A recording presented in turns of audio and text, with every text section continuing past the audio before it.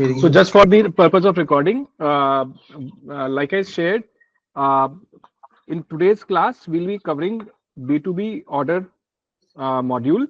We'll be checking out the old B2B module and the new B2B module also towards the end.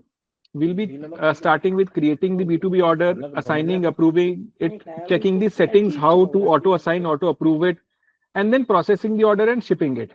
At the end, we'll also talk about how the new order B2B order module works and what are the deficiencies into it currently. Shahrukh, over to you. Thank you. Okay, thank you sir. So अभी जब हम B2B order जब भी create करते हैं ना EasyCom में, तो उसके लिए पहले हमारे पास कस्टमर्स ऐड होने चाहिए। ठीक है, कि मैं कौन से कस्टमर को ये B2B ऑर्डर में भेज रहा हूँ। हम वो जो B2B कस्टमर्स होते हैं वो यहाँ पे मास्टर्स में जाके, आप यहाँ पे कस्टमर मास्टर्स में जाके आप यहाँ पे क्रिएट कर सकते हो। यहाँ पे ऑलरेडी कुछ कस्टमर्स क्रिएटेड है। अगर मान लो मुझे एक और कस्टमर ऐड करना है तो मैं यहाँ पे ऐड न्यू कस्टमर्स पे जाऊंगा और यहाँ से मैं डिटेल्स फिल करके कस्टमर अपना ऐड कर सकता हूँ। सेम कस्टमर्स आप यहाँ पे बल्क में भी क्रिएट कर सकते हैं। तो टेम्पलेट डाउनलोड होगा, उसमें कुछ डिटेल्स होंगी, वो फिल करके आप यहाँ पे अपलोड करोगे तो आपके कस्टमर्स क्रिएट हो जाएंगे। ठीक है, तो नेक्स्ट हम मूव करते हैं कि हमें B2B ऑर्डर क्रिएट कैसे करना है। तो ये जो टॉप नेविगेशन है ना, यहाँ पे एक प्लस का आइकन है। जब आप यहाँ पे क्लिक करोगे तो यहाँ पे मल्टीपल ऑप्शंस आते हैं। तो यहाँ पे एक ऑप्शन है क्रिएट ऑर्डर्स। तो यहाँ पे मेरे पास 3 ऑप्शन है, retail order, business order and stock transfer order. तो जो रिटेल ऑर्डर है वो आपका एक B2C ऑर्डर बन जाएगा, जो मैनुअली आप ऑफलाइन ऑर्डर क्रिएट करते हो वो। बिजनेस ऑर्डर में आपका B2B ऑर्डर बनेगा। एंड स्टॉक ट्रांसफर नोट, अगर मान लीजिए आप किसी दूसरे वेयर हाउस, अपने ही किसी दूसरे लोकेशंस में इन्वेंट्री ट्रांसफर कर रहे हो तो तब स्टॉक ट्रांसफर नोट बनेगा। इनकेस अगर आप किसी अपने अमेजोन के FBA या फिर अमेजोन के FBF में इन्वेंट्री ट्रांसफर कर रहे हो तो स्टॉक ट्रांसफर ऑर्डर क्रिएट होगा। अभी मैं यहाँ पे एक बिजनेस ऑर्डर क्रिएट कर रहा हूँ। तो यहाँ पे मेरे को बोल रहा है ऑर्डर कॉन्टैक्ट। अगर मान लीजिए आपको ऑर्डर का कस्टमर का कंपनी नेम याद है तो आप यहाँ पे उसका जस्ट टाइप करेंगे तो ऑटोमेटिकली सजेस्ट करेगा कि आपको कौन सा पिक करना है। अभी मेरे पास यहाँ पे आ गया मिश्रा पेपर कन्वर्टर करके। मैं उस पर क्लिक करूंगा तो ऑटोमेटिकली सिलेक्ट हो जाएगा और जो मैंने डिटेल्स पहले से सेव करके रखी हुई है वो यहाँ पे मुझे विजिबल होने लगेगी। फिर यहाँ पे आता है रेफरेंस नंबर, ये आपका B2B ऑर्डर नंबर है। ये आप अपने अकॉर्डिंग चेंज भी कर सकते हो या फिर सिस्टम जनरेटेड है, ये भी आप यूज कर सकते हो। इसके बाद आता है पेमेंट मेथड। ये मैंडेटरी ऑप्शन है, ये आपको सेलेक्ट करना है कि आपका जो भी पेमेंट मोड है क्या रहेगा उस B2B ऑर्डर का। तो यहाँ पे मैं एक पेमेंट मोड सेलेक्ट कर लेता हूँ। अब सर यहाँ पे है ना 2 ऑप्शन है। एक तो है कि मैं यहाँ पे ऑर्डर सर्च करके सेलेक्ट करूँ, प्रोडक्ट सर्च करके सेलेक्ट करूँ, या फिर मैं स्कैन करके भी सर्च कर सकता हूँ। दोनों कैसे काम करते हैं वन बाय वन चेक करते हैं। जैसे मान लीजिए मैंने एक यहाँ पे SQ टाइप करा, ये ऑटोमेटिकली यहाँ पे ऐड हो गया। अब स्कैन SQ कैसे वर्क करता है, अगर आपके पास SQ का बार कोड है तो आप यहाँ पे सिंपल आर्टिकल और एंड स्कैन करेंगे तो ऑटोमेटिकली वो भी ऐड हो जाएगा यहाँ। इनकेस अगर मान लीजिए यहाँ पे तो सिर्फ मैंने 2 ही SQ ऐड करे हैं, आपको मान लीजिए हो सकता है 50 SQ भी ऐड करने हो सेम ऑर्डर्स में, वो कैसे ऐड होगा। यहाँ पे मेरे पास ऑप्शन है इंपोर्ट प्रोडक्ट इन बल्क। तो यहाँ पे मैं टेम्पलेट को डाउनलोड करूंगा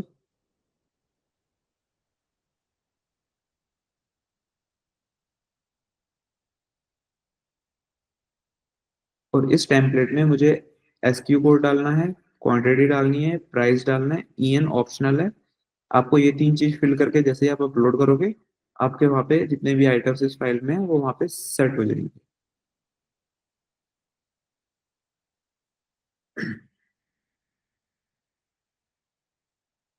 यहाँ पे मैं कुछ क्वांटिटीज डाल देता हूँ, लाइक यहाँ पे मैंने 4 डाल दिया और यहाँ पे मैंने 3 ऐड कर दिया और यहाँ पे इसको मैंने क्रिएट कर दिया।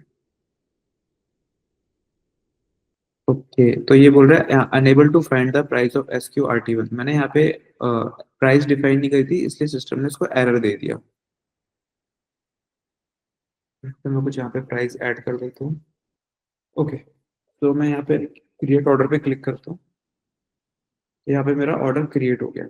ऑर्डर क्रिएट होने के बाद आपको यहाँ पे चेक करना है कि मेरा ऑर्डर सक्सेसफुली क्रिएट हुआ है कि नहीं हुआ। इनकेस अगर कोई एरर आएगा तो आपको यहीं से पता चल जाएगा। बहुत बार ये होता है कि मैंने यहाँ से ऑर्डर क्रिएट कर दिया और फिर मैं जाके यहाँ पे अपना ऑर्डर्स में जाके बल्क ऑर्डर में सर्च करता हूँ तो मुझे मिलता नहीं है। बेसिकली हम ये स्टेप मिस कर देते हैं कि मेरा ऑर्डर यहाँ पे कंप्लीटली फिनिश्ड हुआ था या नहीं हुआ था। ठीक है, अभी यहाँ पे मेरा ये ऑर्डर गया है अनअप्रूव में, क्योंकि मैंने सेटिंग सेव की हुई है कि मेरा ऑर्डर डायरेक्टली असाइन नहीं होना चाहिए। वो सेटिंग कहाँ से होती है मैं दिखा देता हूँ।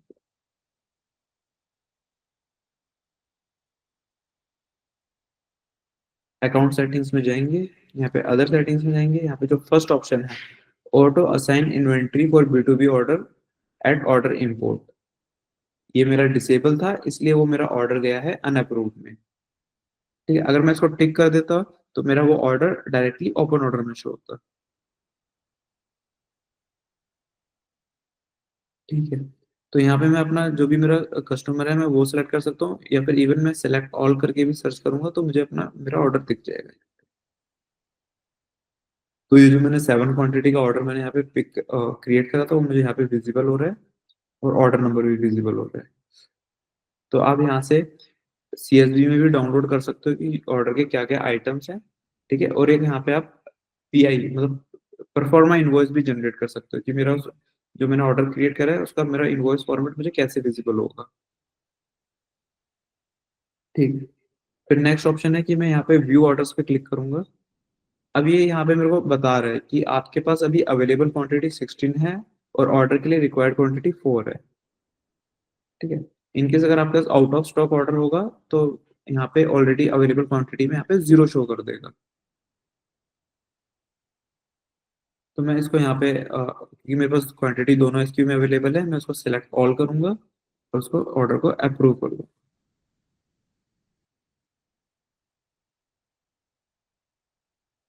ठीक है, अभी ऑर्डर अनअप्रूव से उठ के अनअसाइंड में गया है। ठीक है, अब यहाँ पे क्या होगा, इस स्टेप्स पे अब आपकी ऑर्डर पे इन्वेंट्री असाइन होगी। अभी मैंने ऑर्डर को अप्रूव करा था, अब मैं यहाँ पे इन्वेंट्री असाइन करूँ। सेम यहाँ पे भी वही ऑप्शन है, मैं यहाँ पे व्यू ऑर्डर्स पे जाऊंगा। अब यहाँ पे क्या क्या ऑप्शंस है मेरे पास, यहाँ पे मैं अपने ना जोन के अकॉर्डिंग सेलेक्ट कर सकता हूँ कि मेरे को कौन से जोन से इन्वेंट्री पिक करनी है। ठीक है, जोन और शेल्फ दोनों का ऑप्शन है। अब वो सेलेक्ट करके यहाँ पे, तो जब आगे आप मूव करोगे तो आपको सिस्टम बताएगा कि आपको कौन से शेल्फ से पिक करनी है, जो आप यहाँ पे सेलेक्ट करोगे वही। अभी क्या है, मैं यहाँ पे अगर डायरेक्टली सेलेक्ट कर दूंगा तो जो भी सजेस्टेड बिन होगी, जो फर्स्ट इन्वर्टेड आइटम होगा वहां पे सजेस्ट करेगा।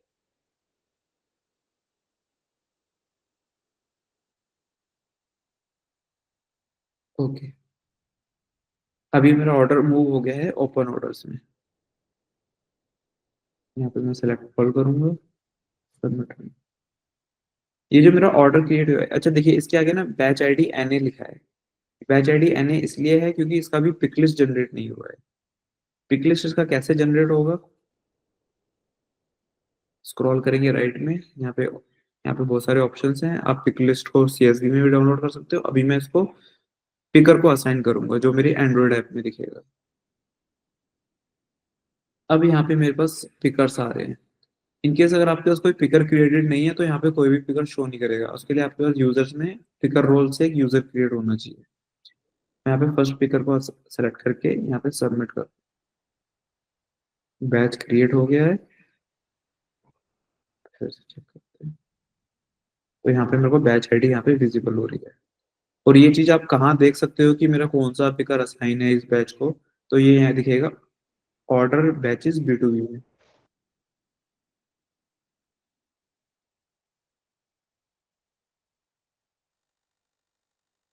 शाहरुख, अगर हमने यहाँ पे पिकर असाइन नहीं करा तो क्या हम इन्वेंट्री पिक कर पाएंगे? नहीं कर पाएंगे, क्योंकि वो सीरियलाइजिंग क्योंकि कोई इनेबल है। सीरियलाइज है और HST इनेबल है, तो पेपर पिकलिस्ट यहाँ पर भी बंद। हम्म, ओके, ठीक है, यहाँ पे ऑलरेडी मेरे को दिखा भी रहा है यहाँ पे पिकर असाइन है। इनकेस अगर आप पिकर चेंज भी करना चाहते हो तो आप इस वाली स्क्रीन से आगे पिकर चेंज भी कर सकते हो। ठीक है, अभी ये दिखा रहा है नॉन पैक्ड 7 आइटम्स। ठीक है, अब मैं आपको मोबाइल ऐप की डिवाइस मोबाइल ऐप की स्क्रीन शेयर करता हूँ और उसमें हम वहाँ पे पिकिंग करेंगे। तो अभी यहाँ पे मेरे को पिक लिस्ट में 2 मुझे पिक लिस्ट शो हो रही है। तो जो मैंने अभी पिक लिस्ट क्रिएट की थी वो मुझे यहाँ पे दिख रही है। ठीक है, इसमें आपको डेट भी मेंशन हो रही है 14 फरवरी 2025 और इसमें 7 आइटम है जो नॉन पिक्ड है। तो मैं इस पिक लिस्ट को मैं यहाँ पे ओपन करूंगा। अब ये मेरे को बोल रहा है कि आपको जो ये आइटम्स हैं 2 बिन से पिक करने हैं, एक TM1 और TM2। ये ऑलरेडी हम ये पिकिंग वाला प्रोसेस देख देख चुके हैं, तो मैं यहाँ पे ऑलरेडी आपको सेम वैसे ही पिकिंग करके दिखा दूँ।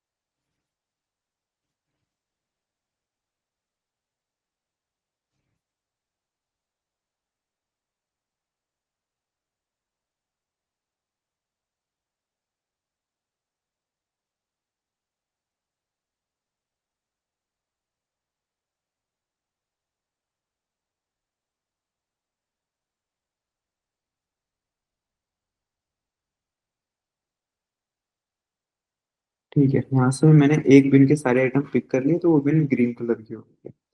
सेकंड बिन पे स्कैन करते हैं।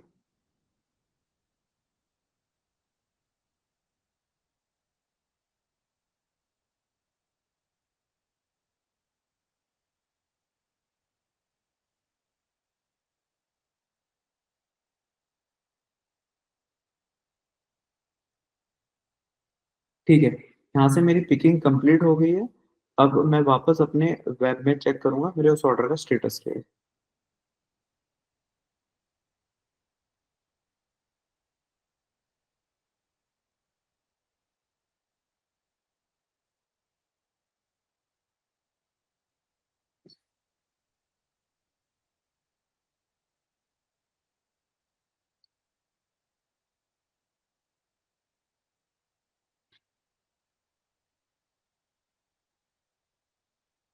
जब मैंने यहाँ से पिकर्स को असाइन किया था तो ये नॉन पैक्ड में थे। मैं इसको यहाँ पे रिफ्रेश करता हूँ, तो ये मेरे मूव होके 7 पैक्ड में हो गए हैं। ठीक है, नेक्स्ट स्टेप होता है कि आपको सेम वही ऑर्डर्स में, ओपन ऑर्डर्स में जो आपको ऑर्डर दिख रहा है, आपको ऑर्डर आईडी के ऊपर क्लिक करना है। और यहाँ पे देखिए ये ऑलरेडी यहाँ पे टिक होकर आ गए हैं क्योंकि मैंने यहाँ से पिक कर लिए हैं। एक ऑप्शन हमारे पास ये भी होता है कि आप अगर आप स्कैनिंग करने के बाद, जब आप पिकिंग करके स्कैनिंग करके लेकर आए हो, उसके बाद आपको एक बार और यहाँ पे स्कैनिंग करनी है, तो आप यहाँ पे भी सीरियल नंबर स्कैन कर सकते हो। ठीक है, फिर जैसे जैसे आप यहाँ पे स्कैन करोगे सीरियल नंबर, वो यहाँ पे अपने आप ऑटोमेटिकली टिक होती है। अगर हमको शाहरुख यहाँ पे स्कैनिंग नहीं करनी है तो मेरे को बल्क में प्रोसेस करना है, तो कोई ऑप्शन है? तो सर यहाँ पे हो गया ना हमारे, अभी यहाँ पे हमको ये स्कैनिंग यहाँ पे ऑफ है, ये ऑलरेडी टिक होकर आ गए हैं, और मैं बस सीधा यहाँ पे जनरेट इनवॉइस करूंगा और आगे मूव। तो स्कैनिंग ऑन कैसे होगी? सर वो स्कैनिंग बैकएंड से अलग सेटिंग है, वो वहां से ऑन होती है। मतलब इसका ये हुआ यहाँ पर हम के पिकिंग करने के बाद में if we want to process the order in bulk we can get this setting enabled, और अगर हमको जो एक एक पीस स्कैन करना है तो हम यहाँ पे कर सकते हैं, राइट? ठीक है, यहाँ पर हमको बॉक्सेस बारे भी बताना चाहिए। वैसे तो न्यू बॉक्सेस बॉक्सेस का फंक्शनैलिटी न्यू बॉक्सेस का न्यू मॉड्यूल के अंदर बेटर है, but still there is a functionality जहाँ पे आप if you are scanning each and every item then you can put that create a box, put यहाँ पे close box and generate packing slip का हमारे पास यहाँ पे ऑप्शन है। In serial number into that box.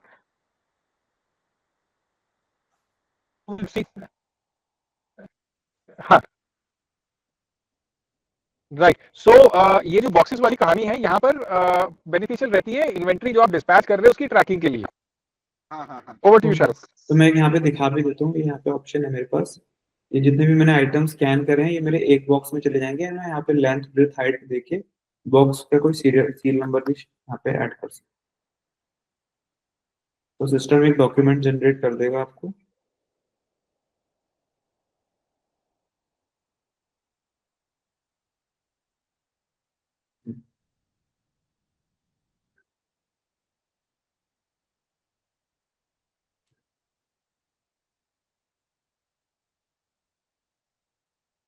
May be वो file load नहीं हो रही है।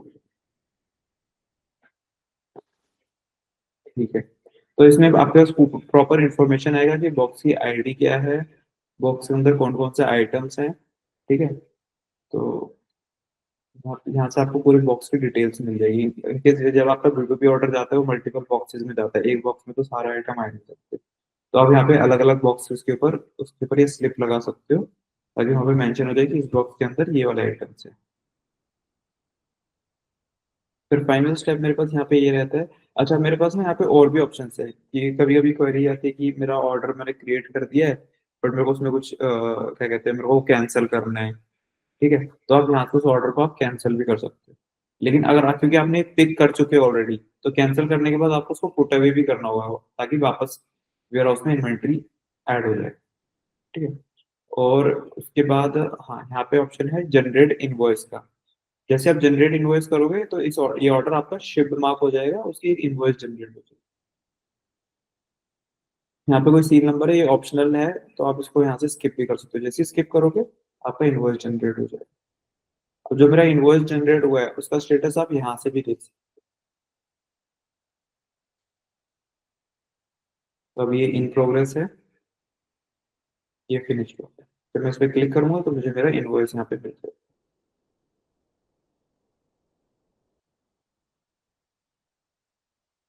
यहाँ से मेरा एक टैक्स इनवॉइस जनरेट होकर आ गया।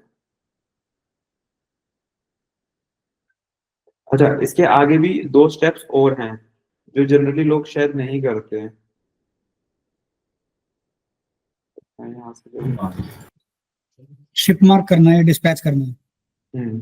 तो यहाँ पे मैं पेंडिंग शिपमेंट में जाऊंगा। अब क्योंकि जब मेरा ऑर्डर यहाँ से वेयरहाउस से डिस्पैच हो रहा है, तो मैं यहाँ पे अपनी शिपिंग इन्फो भी ऐड करूंगा कि वो कौन से कैरियर के थ्रू जा रहा है, उसका ट्रैकिंग नंबर क्या है, और बाकी सारी चीजें ऑप्शनल है। जो भी आप की रिक्वायरमेंट रहती है आप वो यहाँ पे फिल कर सकते हो। तो मैंने यहाँ पे कैरियर नंबर डाल दिया, डिलीवरी ट्रैकिंग नंबर डाल दिया, और यहाँ पे ट्रांसपोर्ट मोड सेलेक्ट कर और उसको सबमिट कर। जैसे आप इसको सबमिट करोगे ना, तो यहाँ पे एक ऑप्शन इनेबल हो जाएगा ऑर्डर को डिस्पैच मार्क करने का। अभी उससे पहले यहाँ पे डिस्पैच करने का ऑप्शन नहीं आ रहा था।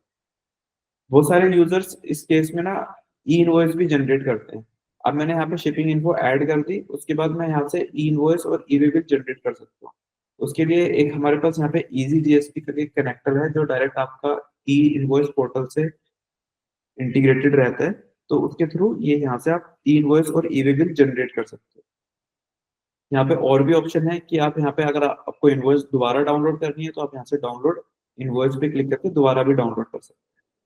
ठीक है, अब मैं यहाँ पे इस ऑर्डर को मैं डिस्पैच कर रहा हूँ, तो मैं यहाँ पे डिस्पैच पे क्लिक करूंगा तो ये ऑर्डर यहाँ से डिस्पैच हो जाएगा और ये आगे मूव हो जाएगा शिप्ड ऑर्डर्स में। ठीक है, अब शिप्ड ऑर्डर्स के बाद यहाँ पे हमारे पास एक और ऑप्शन मिलता है। मैं यहाँ पे शिपिंग इन्फो ऐड कर सकता हूँ। जब मेरा ऑर्डर डिलीवर्ड हो जाएगा तो मैं उसका यहाँ पे जो भी अमाउंट रिसीव हुआ है या फिर जो भी ट्रांजेक्शन हुई है वो डाल के और वहाँ का डेट डाल के आप यहाँ पे पीओडी फाइल भी अपलोड कर सकते हो system.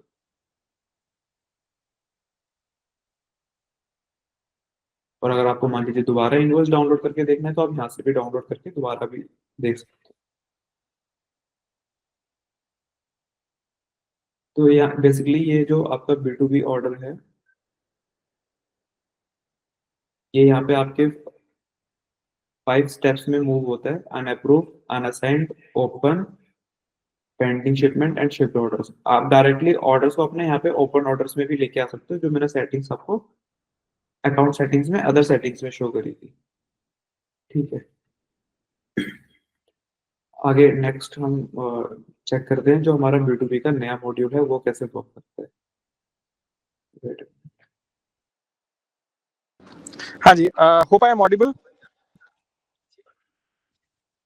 Yes sir. Yes. Great. So देखिए जो अभी हमने देखा ये एग्जिस्टिंग B2B मॉड्यूल था, जिसको हमारी टर्मिनोलॉजी में इसको we are calling it as old B2B module. Now there were this had been developed long time back, and we have released uh, a revamped version of the B2B module, and purpose of releasing the revamped module is because the market dynamics have changed, the market requirements have changed. Now we are not just sending the orders for wholesale or some third party. We are also processing orders for vendor central or outright model or Swiggy, Zepto. We are sending it to the other hyper local stores also. It becomes important for us to reduce the time spent to pack and dispatch the orders. बड़ी छोटी सी example देता हूं कि जब आप Amazon के warehouse में orders भेजते हैं तो वहां पर आपको अमेज़न के एसिन के स्टिकर्स भी लगाने पड़ते हैं उस प्रोडक्ट के ऊपर, एक प्रोडक्ट के ऊपर, right? How many of you do this, that when you're sending it to Flipkart warehouse or Amazon warehouse, you have to paste the ASIN or FSN stickers onto your products? Yes, we do. You have to do. So now that currently, if you're dispatching orders from Easy Ecom, you have to manually print those stickers and do it. और वहां पे गलती हो गई या कुछ हो गया तो सारा मैनुअल काम है. This is one of the innovation which has been done into the new B2B module, that automatically system will print your ASIN barcodes, your FSN barcodes, or your marketplace product barcodes when you are processing the orders. उसके अंदर single item wise भी scanning करके print हो सकता है या multi item bulk में आपने प्रिंट कर लिए स्टिकर्स एंड देन उसको पेस्ट कर दिया. Lastly, there are few more things like into the new B2B module, every box which you pack gets a unique box ID. The way we have a unique serial number for each of our products, into the new B2B module, we also get a unique serial ID for the box. That means that box will have a unique identification across all the orders. Not just for that order, across all the orders. And by just scanning that box ID, you will be able to get all the details linked with that box. किस order का है, उसके अंदर क्या-क्या item थे, किस SKU के थे, and all such details. Also, the box packing slips, which would get printed from the new B2B module, will have a lot more detailing when you paste it onto your box. Lastly, into the new B2B module, we are also launching a functionality to manage your combos better. Can anybody explain me into the current B2B system how you are managing your combo orders? Also, Shahrukh, if you could open the KB of the B2B module on screen. Sure. अंकित जी, हमारे आपके यहाँ से B2B order process होते हैं? People from Planet Parks, are we processing B2B orders? Planet Parks बोला sir आपने? हाँ जी, Planet Parks. Right now we are using B2C he. So are we processing B2B orders? Start नहीं है. नहीं. B2B हमारा start नहीं है. ठीक है, okay. Anybody else who is using B2B order module, how are you managing your combos? ठीक है. Shahrukh, can you please explain how would you manage combos or how would you process orders of combos in the existing B2B module? Let's say मेरे order के अंदर एक combo SKU है, pack of 3. तो मैं उसको कैसे process करूंगा? मैं individual item को scan करूंगा या क्या करूंगा? देखिए इसमें ना निखिल जी दो तरीके हो सकते हैं. Either you make a physical combo pack of 3 और उसका एक अलग SKU अलाइन कीजिए. हाँ जी. दूसरा होगा उस SKU की अलग अलग क्वांटिटी अलग अलग लोकेशन पे रखी होगी और आप ऑर्डर क्रिएट करेंगे कॉम्बो में, बट वो जब पिक करने जाएगा बंदा अलग अलग क्वांटिटी पिक करेगा और अलग अलग कोई स्कैन करेगा. इसमें फिर ये हो जाता है, कई बार मान लीजिए आपको 10 कॉम्बो चाहिए, आपके पास इन्वेंट्री 9 ही कॉम्बो की पड़ी हुई है, तो जो एक कॉम्बो होगा वो अनअसाइंड में पड़ा रहेगा आपका. ये तो जो मेरी समझ में आता है. बिल्कुल अंकित जी, आपने बिल्कुल ठीक कहा. इसी तरीके से हम अभी करंट B2B ऑर्डर प्रोसेसिंग कर रहे हैं. जो नया B2B मॉड्यूल है उसके अंदर क्या होगा कि अगर आपका कॉम्बो का कोई SKU है तो उसका ऑटोमेटिकली हमारे सिस्टम में किटिंग ऑर्डर बन जाएगा। मतलब कि हम पैक ऑफ 3 के 10 कॉम्बो का ऑर्डर B2B का है, सिस्टम के अंदर जैसे ही आपने ऑर्डर प्लेस करा, ऑर्डर प्रोसेस करा, इन्वेंट्री कंफर्म करने के बाद सिस्टम ऑटोमेटिकली उसका एक किटिंग सब ऑर्डर बना देगा, प्रोडक्शन ऑर्डर बना देगा, जिसको हम किटिंग ऑर्डर कहते हैं। हाँ जी, आपने किटिंग ऑर्डर क्लोज करा और आपकी वो कॉम्बोज जो है रेडी हो जाएंगे यहाँ पे स्कैन करने के लिए। देखिए, let us understand the metrology requirements also, legal metrology requirements. I will also talk about the legal metrology towards the end of this class also, the last chapter. But बहुत जरूरी हो तो सरकार कहती है कि आपके हर एक पीस के ऊपर एक defined dimensions, defined font, defined data के साथ में स्टिकर लगा होना चाहिए। सरकार ये भी कहती है कि आपको अगर कोई कॉम्बो आइटम है तो कॉम्बो को बाहर से उसको पैक करना चाहिए, उसकी मतलब खुद की पैकेजिंग होनी चाहिए। लेट्स से पैक ऑफ 3 है तो पैक ऑफ 3 के ऊपर भी कुछ पैकेजिंग होनी चाहिए एंड उसके ऊपर उसका खुद का बारकोड स्टिकर होना चाहिए, उसका खुद का MRP लेबल होना चाहिए। Now unless and until you pack all those 3 onto the packing station, फिर उसका स्टिकर लगाओ तो ये कम्बरसम एक्सरसाइज हो जाती है। ये थोड़ा सा एक अनऑर्गेनाइज्ड, हमारे मतलब प्रोडक्ट के अंदर भी एक सारा का सारा लिंक दिया, ऑर्गेनाइज तरीका नहीं था। तो नए मॉड्यूल के अंदर अब क्या होगा कि आपका प्रोडक्शन ऑर्डर बन गया। प्रोडक्शन ऑर्डर बनने के बाद में जैसे ही आपने प्रोडक्शन ऑर्डर प्रोसेस करा, वो फिजिकल किट बन गई। Now what you have in your hand is a physical kit. You will pick up those physical kits and scan them into the B2B order packing station and you will get the pack of 3 का MRP label which you will paste as per the customer, which is Amazon, Flipkart or any outright thing। तो वहां पे आपका जो combo के order processing की speed भी है वो भी काफी ज्यादा इंक्रीज हो जाएगी। अभी हम आपको B2B के ये जो नया मॉड्यूल है उसकी डिटेल में लेके ज्यादा जाएंगे नहीं, क्योंकि उसके अंदर थोड़ी बहुत ये कॉम्बो की हैंडलिंग, थोड़ी बहुत डेवलपमेंट और बची हुई है। कुछ कस्टमर्स के लिए लाइव करा गया है, जहां मिनिमलिस्ट के अंदर B2B नया B2B मॉड्यूल यूज हो रहा है। The minimalist, the same company which has been into the news from last 1 month about their acquisition by a certain global MNC. They have been successfully utilizing their new B2B module and they have reduced their people who are working on processing the B2B orders by half, by 50%। तो हम product को और stabilise कर रहे हैं। Stabilise करने के बाद आप लोग को हम एक अलग से एक सेशन के अंदर सारा सबको ये दिखाएंगे, but fundamentally this is what the difference is, how you are processing your orders today and future में आप कैसे करेंगे, जो कि चेंज एक आने वाला है। किसी का कोई सवाल जी, कोई बात मेरी समझ में ना आई हो, please please do ask.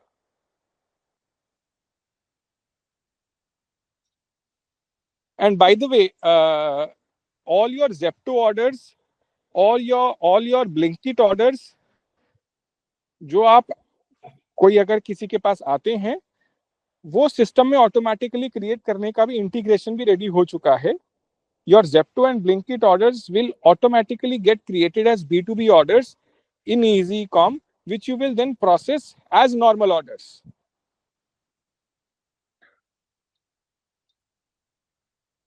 Any questions, guys, related to the B2B module or to the new B2B module introduction I gave you?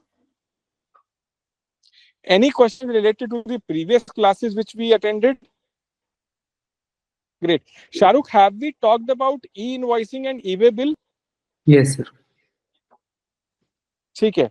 So, interestingly, there is a B2C portal who also needs e-invoicing, which is AGO.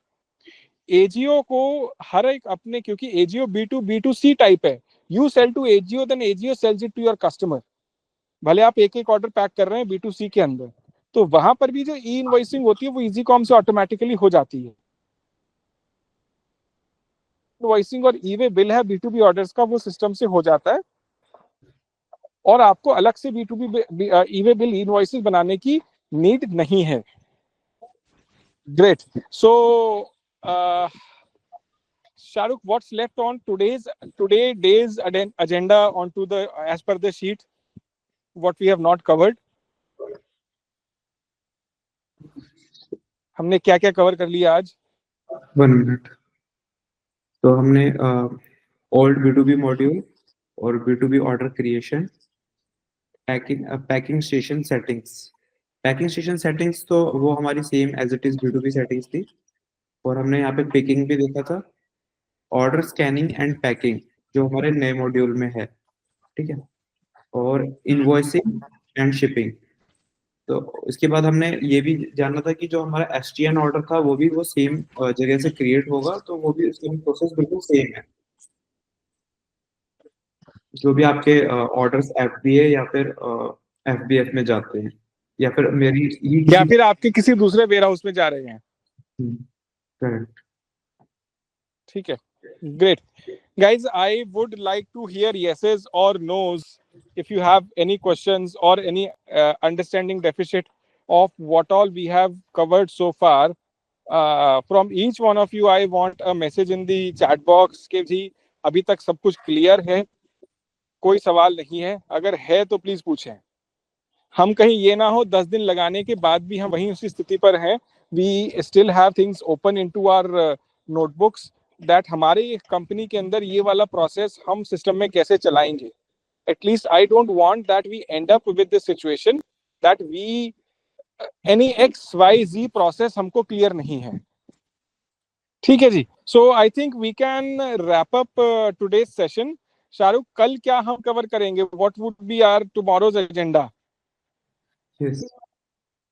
Sorry, of Monday's agenda. कल हमारा returns RTO and return customer returns.